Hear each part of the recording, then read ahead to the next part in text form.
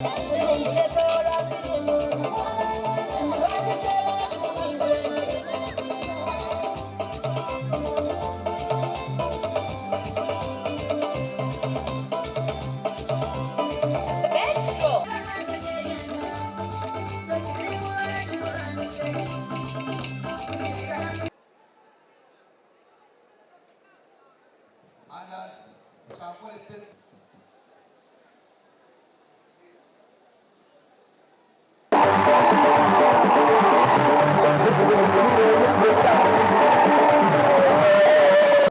problem of AIDS is really a problem mainly of discipline.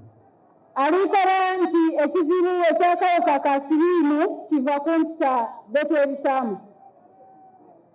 This is a disease when we analyzed it, it was threatening us, we found it was from just 3 points.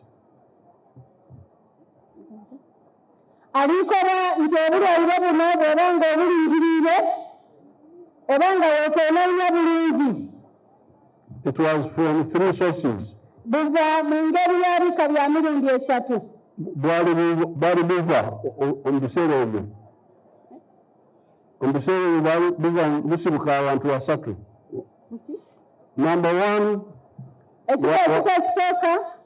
was umalaya. Bwali kukola obuseege oba okwetunda. That was number 1. Eyo ni number 1 engeri gye tufunamu obulwaire obwo. Number 2 was blood transfusion before we checked the blood of the givers. Bw'ovanga musaayi ng'olwaire bakuwa omusaayi ng'awali obulamu bikaali kwekeenezezebwa bulungi. Then number 3 was from mother to child in the womb. Number 3 nga kiva ku maama alwaire akawuka. But to show that it's not really a very serious disease, if you take number 3, mother to child, even without any intervention, we found that only 30% will be passed from mother to child, even if the mother had virus with you. Alikora nti namba 3 omukyala ni bw'aba ng'atengenda waire nga tasobodde okumira eddagala. Miraculous asobola okuzaala omwana ng'azira kawuka. The 70% were giving children who had no kawuka, it was only 30% that time. Nti ebiseera ebyo nga eddagala likaali kuyida nga ku 10 bamaama 7 asobola okuzaala omwana ng'azira kawuka. Guno 3 gasigalawo nga 3 ago omwana asobola ofuniramu akawuka. Now, initially we were worried that it was going through mosquitoes and insect bites and so on. Nti ebirango ebyobulamu bikaali kugondoolwa bulungi balowoozanga nti n'ensiri esobola okuleeta akawuka ka mukenendya. But then we found it was not possible. Awo bajja okunoonyereza nga tikisoboka ensiri tereeta siriimu.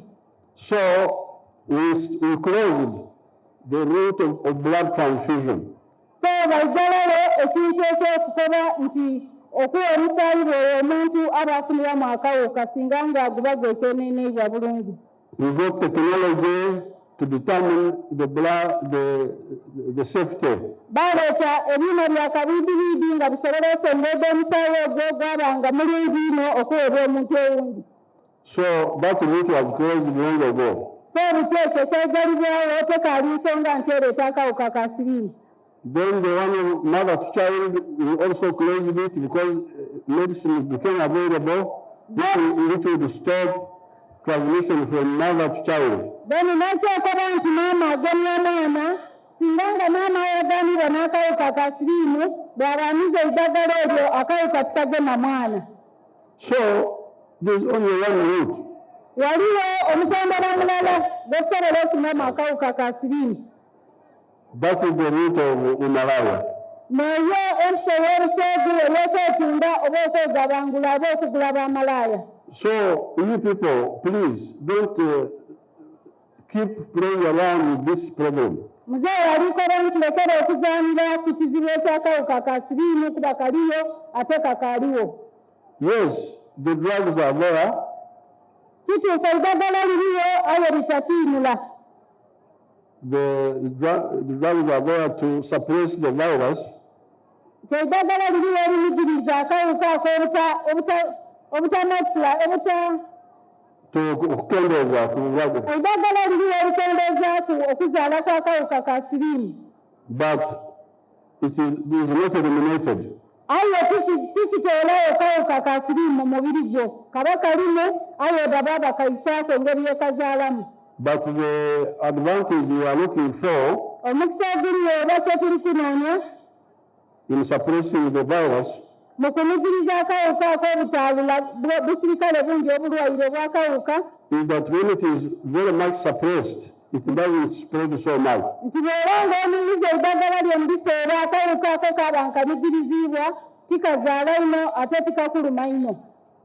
But you, who is already infected, iwe olaganibwa n'akawuka, there are certain things you can no longer do. waliwo ebintu ebikugaanibwa bw'oba ng'oyaganibwa nga oli mulwaire w'akawuka ka siriimu. Because some of the, like in the army, we discovered that when somebody over-exerts himself with the kawuka, it can cause the problem. As per our theme of today, which is also a reflection of one of the SDGs,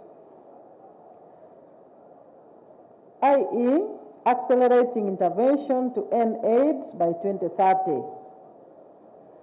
It is my hope and desire that all our scientists and all the people of Uganda continue to extend maximum cooperation to each other in order to beat that deadline. Because, Your Excellency, the underlying conditions of the people living with HIV/AIDS still continue to make AIDS a health hazard, as experienced during the COVID-19 pandemic, and maybe in any other pandemics that may arise. So the bottom line, Your Excellency, is that AIDS should be ended. Lukubya ku buvubi twalinda omwezi oguwire tulina ebintu twakukobera abantu bali kutyanga okwogera ange ekituufu kyene ensonga tiziri bulungi.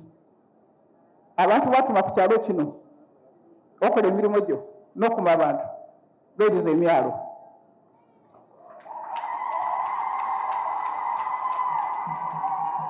Abantu abo babuuza nti abatatwala batulobera okuvuba bano balikola kimu nanda ate balikola bebatulobera bebalikola. Abantu abandi balina amaato agawera bakontrolinga emyalo. Eriyo n'ekintu kyebetako the big network abasasula sente none osobola okujja okuvuba abo bali baikiriza. So tiri kwenda bakibuuse maiso ndi tukusamukire aye tena twakobera ekiri mu kyalo. So Excellency, ensonga eyo ndi kusaba nti ogyetegereza bulungi ogiringemu. So tuli kwenda okubaza okuyida ekyoluguudo tikyogereku olwendo olubiseemu tulina essuubi nti olida tukola oluguudo olwo. N'ekindi baba nenda okwebaza nti ebidi eri meeri edo ni nuclear facility eno biza kwongera kutumbula economy ya Kidere. Abaana kani abadiope shifu odinatandika okola abantu bajja kuvanga eyo bagulana ebintu seminti amabaati tweza kwetaaga kujaidinza sente zisigala ene Kidera abenda kunabya bamwe ano bali ku maadi bagondola sente nga zisigala ano. So tulina opportunity okulankulana ku kyalo kino ekyekidira ni nankani budiope. Nuclear facility yona eza kutuyamba abantu abalajja okukola muno bajja kwetaaga amayumba bajja kwetaaga ebyokukozesa. So opportunity ziriwo ningi tukwenda okubaza baba nti ekyo kitukoleire mu myaka gitali mitono ino government model and yoga and other welfare creation interventions. Sir, being financially empowered not only increases household incomes, but it also helps to reduce the vulnerabilities, especially of adolescent girls and young women in HIV infection. Your Excellency, you have always emphasized that health is wealth. I therefore urge Ugandans to test for HIV and know their status. If you test positive, treatment for HIV is available in all government facilities, and when taken as advised, it is beneficial in suppressing the HIV virus. HIV prevention communication is also beneficial in creating awareness and changing individual and social behavior. To this, acknowledge your commitment and consistent stewardship to the fight against HIV/AIDS ever since you took leadership.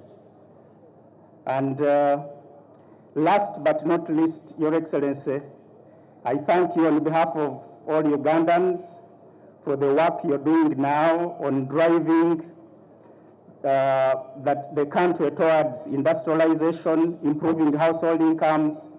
All of this ultimately impact public health and reduction in new HIV infections. Global AIDS Report 2024. UNAIDS estimates that there are 39.9 million people living with HIV globally. And that in 2023 alone, we got 1.3 million people getting infected. This included 120,000 children. So that's the global picture. And I give that because I'm about to talk about there has been a reduction in new HIV infections by 45%, from 68,000 infections annually in 2017, and by December 2023, we had 38,000 new HIV infections. It means within a period of 12 months, that's the number of people who became infected. Your Excellency, to highlight, 15,000 of these were young people between the age of 15 to 24. And among them, we had 4,700 children between the ages 0 to 14. So while we have the technology to stop babies getting HIV, we still have quite a number that is still getting HIV. So As we PHIVs come together to reflect on our progress and honor those we have lost, we still reaffirm our commitment to ending AIDS by 2030. With only 4 years left, the theme Accelerating Interventions to End AIDS by 2030 re-emphasizes the need for urgency in our collective efforts to end HIV as a public health threat. While progress has been made, significant challenges remain, and it is clear that we must act together to achieve the goal of ending AIDS by 2030. Uganda has made great strides in the fight against HIV, and we thank you for your efforts. Over 1.4 million people living with HIV are accessing antiviral therapies, enabling them to live longer, healthier, and be more productive. However, barriers which include stigma, discrimination, logistical, and systems-related challenges continue to affect access to services and must be eliminated. As a community, we aim to end AIDS as a public health threat, and we note that achieving the global 95-95 targets requires the following: ensuring 95% of people living with HIV know their status, 95% of those diagnosed receive sustained antiviral therapy, 95% of those on ART achieve viral suppression.